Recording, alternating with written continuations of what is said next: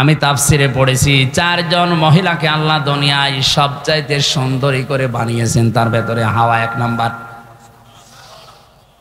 দ্বিতীয় নম্বরে ছিল বিলকিস, 3 নম্বরে ছিল জুলাইখা, 4 নম্বর হযরত ইব্রাহিম আলাইহিস সালামের প্রথম স্ত্রী সারা।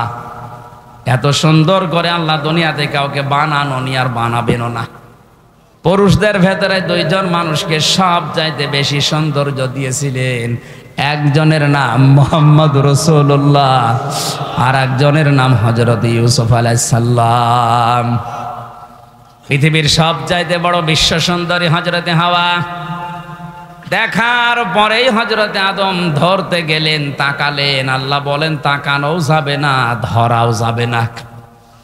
হযরতে আদম ওই সময় বলেছে রব্বুল আলামিন ধরাও যাবে তাকানো যাবে, কি করলে আপনি সেই বুদ্ধি দেন। আল্লাহ বলেন ধরাও যাবে তাকানোও যাবে, বিয়ে করা লাগবে।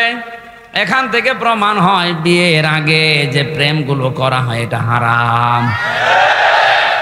এই এলাকায় মনে হয় চলছে না, প্রেম তো চলছে, পরকীয়াও চলছে।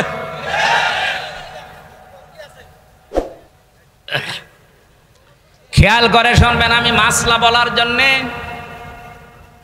হযরতে আদম আলাইহিস সালাম বলেন আল্লাহ আমি বিয়ে করতে রাজি আছি, অসুবিধা নেই। আল্লাহ পাক বলেন বিয়ে করতে রাজি হলে হবে না, দেনমোহর দেওয়া লাগবে। বলেন টাকা পাবো কোথায়? কিছু যখন নেই, আমার শেষ নবী মুহাম্মদ রাসূলুল্লাহর নামে 10 বার দরুদ পড়ো, ওইটাই আমি দেনমোহর হিসাবে ধরে নেব। তারপরেও তারে দেনমোহর দেওয়া লেগেছে। এখন যদি কেউ চালাকি করে বলে 10 বার না 50 বার পড়ে দিচ্ছি।